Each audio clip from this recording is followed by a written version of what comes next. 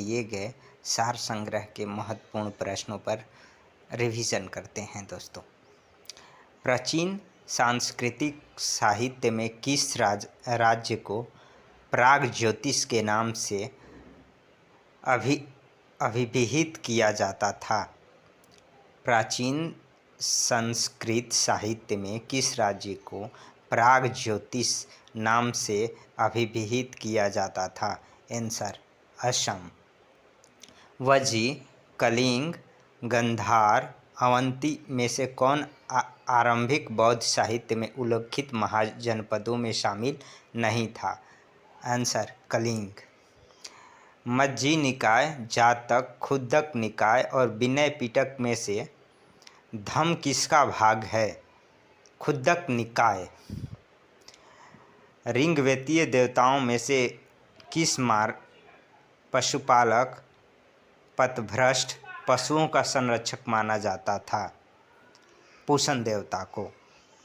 भारत में स्थित कौन सा मंदिर ब्लैक पैगोडा के रूप में प्रसिद्ध है? कोणार्क का सूर्य मंदिर। बहामीर पतंजलि किस शासक के दरबार में थे? बहामीर राजा विक्रमादित्य के दरबार में थे और पतंजलि पुष्यमित्र शुंग के दरबार में।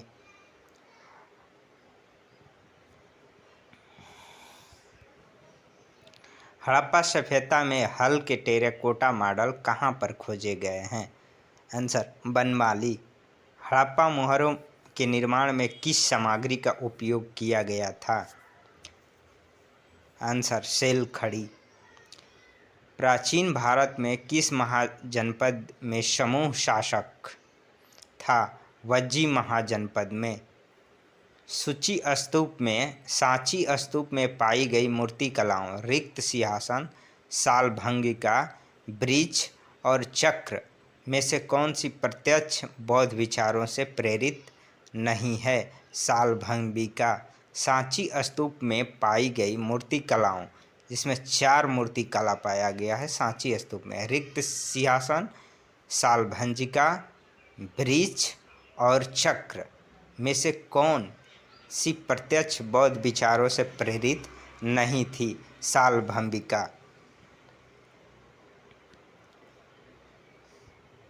राष्ट्रीय स्वतंत्रता आंदोलन 1857 में विद्रोह 1857 के विद्रोह में छोटा नागपुर की कोल जनजाति के लोगों का नेतृत्व किसने किया था? मोनू। 18वीं शताब्दी में त्रावणकोर की राजधानी थी त्रिवेंद्रम। औपनिवेशिक शासन के दौरान किस वर्ष कलकत्ता, मद्रास, बॉम्बे में पहली बार आधुनिक विश्वविद्यालयों की स्थापना की थी? 1857 में। ब्रिटिश भारत में किस अधिनियम के अंतर्गत विचारण के बिना 2 वर्ष की अवधि तक निरुद्ध रखना अनुमत था? रॉलेट एक्ट, जिसे काला कानून भी कहते हैं। भूदान आंदोलन के दौरान भूमि का पहला दान किस राज्य में किया गया था? आंसर बिहार राज्य में। ब्रिटिश ईस्ट इंडिया कंपनी ने 1611 में कहाँ अपना पहला कारखाना स्थापित किया था? ये मुसुल्लीपट्टनम में स्थापित किया था। किस अधिनियम में यूरोप के लोगों, उनके कर्मचारियों और भारत के नागरिकों के लिए कलकत्ता में न्यायालय का उच्चतम न्यायालय स्थापित किए जाने का उपबंध है? 1773 का रेगुलेटिंग एक्ट। 1882 ईस्वी में किसने भारत में स्थानीय स्वशासन के लिए एक संकल्प पुनः स्थापित किया था, जिसे भारत में स्थानीय स्वशासन का मैग्ना कार्टा कहा जाता है? ये लॉर्ड रिपन द्वारा स्थापित किया गया था। वर्ष 1947 में विभाजन के दौरान भारत और पाकिस्तान के बीच सीमाओं का सीमांकन किसने किया था? सर सिरिल रेडक्लिफ ने किया था। ब्रिटिश प्रधानमंत्री इटली ने घोषणा किस वर्ष की थी? 1947 ईस्वी में। भारतीय राजस्व व्यवस्था एवं संविधान से। 21 नंबर प्रश्न, भारत के संविधान का कौन सा अनुच्छेद ग्राम पंचायतों का गठन करने के लिए राज्य को निर्देश देता है? अनुच्छेद 40। स्वायत्त शासन की इकाई के रूप में पंचायतें गठित करने के लिए एक विस्तृत प्रणाली का गठन किस संविधान संशोधन के तहत किया गया था? 73वां संविधान संशोधन 1992। राज्यसभा के सदस्यों की अधिकतम संख्या हो सकती है? आंसर 250। राज्यसभा एक अस्थायी सदन है। भारत के संविधान के किस अनुच्छेद के अनुसार इसे कभी भंग नहीं किया जा सकता? अनुच्छेद 83(1) के तहत। किस संविधान संशोधन अधिनियम के द्वारा अंतर राज्य व्यापारिक एवं वाणिज्य के अनुक्रम में जीएसटी का प्रवर्तन किया गया है? 101वां संविधान संशोधन अधिनियम 2016। केंद्रीय सतर्कता आयुक्त और सतर्कता आयुक्त की नियुक्ति एक उच्च अधिकार प्राप्त समिति एचपीसी की सिफारिशों पर की जाती है, राष्ट्रपति द्वारा की जाती है। नीति आयोग में किसके शासी परिषद के अध्यक्ष होते हैं? यानी नीति आयोग के शासी परिषद के अध्यक्ष भारत के प्रधानमंत्री होते हैं। भारतीय संविधान के 8वीं अनुसूची में मैथिली भाषा को शामिल किया गया था। 52वें संविधान संशोधन अधिनियम 2003 के द्वारा किस अनुच्छेद के तहत शिक्षा के अधिकार को मौलिक अधिकार के रूप में जोड़ा गया था? अनुच्छेद 21(a). कार्य करने का अधिकार किस अनुच्छेद के तहत एक नीति निर्देशक तत्व है? अनुच्छेद 41। पर्यावरण एवं जैव विविधता। महान भारतीय सागर ग्रेट इंडियन बस्टर्ड का आवास है शुष्क पारिस्थितिकी तंत्र में। ग्रीन हाउस गैसों द्वारा किस विकिरण को अवशोषित किया जाता है? अवरक्त विकिरण का। अम्ल वर्षा के लिए वर्षा जल का पीएच किससे कम होना चाहिए? 5.6 से पीएच मान कम होना चाहिए। नीलगिरी, नोकरेक और शेषचलम में से कौन सी भारत के 3 राज्यों में फैला हुआ है? नीलगिरी पर्वत श्रेणी। नीलगिरी, नोकरेक और शेषचलम में से कौन भारत के 3 राज्यों में फैला है? नीलगिरी भारत के 3 राज्यों में फैला है। क्योटो प्रोटोकॉल जिसे वर्ष 1997 में जापान में अपनाया गया था, किस वर्ष लागू किया गया था? 2005। उपभोक्ता मूल्य नहीं।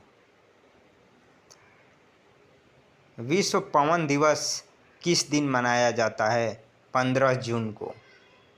केचुए की खोजी गई 2 नई प्रजातियां कंचुरिया एसिस और कंचुरिया प्रियस्कारी किस राज्य में पाई गई है?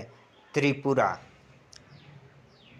किस प्रजाति की वह पारिस्थितिकी स्थित है जहाँ कोई प्रजाति किसी परिभाषित भौगोलिक स्थान के लिए अद्वितीय होती है? स्थानिक प्रजाति। National mission for green India को भारत की national action plan on climate change के तहत लॉन्च किया गया था 2016 में। National mission for green India को भारत की national action plan on climate change के तहत लॉन्च किया गया था 2014 में। विश्व पर्यावरण दिवस 2025 किस विषय के अंतर्गत मनाया जा रहा है? यानी विश्व पर्यावरण 2025 का थीम क्या है? प्लास्टिक प्रदूषण को समाप्त करना। भारत एवं विश्व के भूगोल के कुछ महत्वपूर्ण प्रश्न। चंबल, घग्गर, लूनी और यमुना में से कौन सी नदी गंगा मैदान की पश्चिमी सीमा को निर्दिष्ट करती है? यमुना। भारत के कौन से राज्य नर्मदा बेसिन का हिस्सा है? मध्य प्रदेश, गुजरात, महाराष्ट्र, छत्तीसगढ़। प्रमुख यामोत्तर रेखा, कर्क रेखा और विषुवत वृत्त में से कौन सी रेखाएं बृहद वृत्त है, यानी सबसे बड़ा वृत्त विषुवत रेखा। गुरुत्वाकर्षण बल, प्रसरण बल और जल दाब के कारण बल किस प्रक्रिया में अनुप्रयुक्त बल है? यांत्रिक अप्रत्यक्ष प्रक्रिया। उत्तरी गोलार्ध में उत्तर आयतन के किस अक्षांश पर सूर्य की किरणें का कोण न्यूनतम होता है? आर्कटिक वृत्त पर।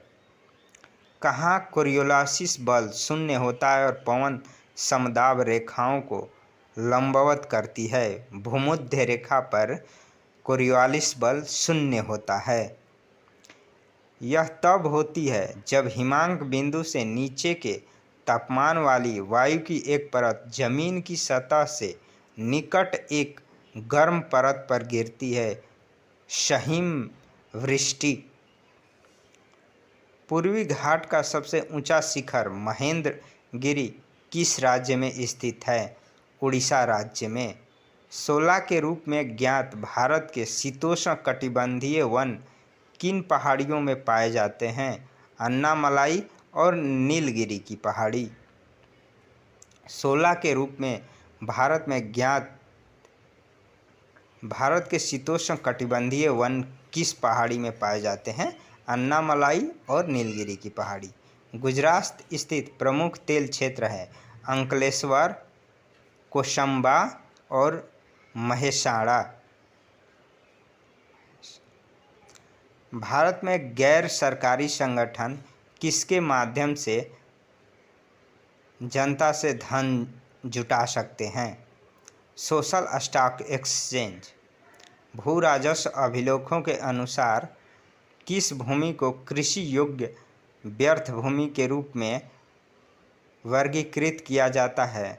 इसे इस वर्षों से अधिक के लिए प्रति रखा जाता है 5 वर्ष। राष्ट्रीय खाद्य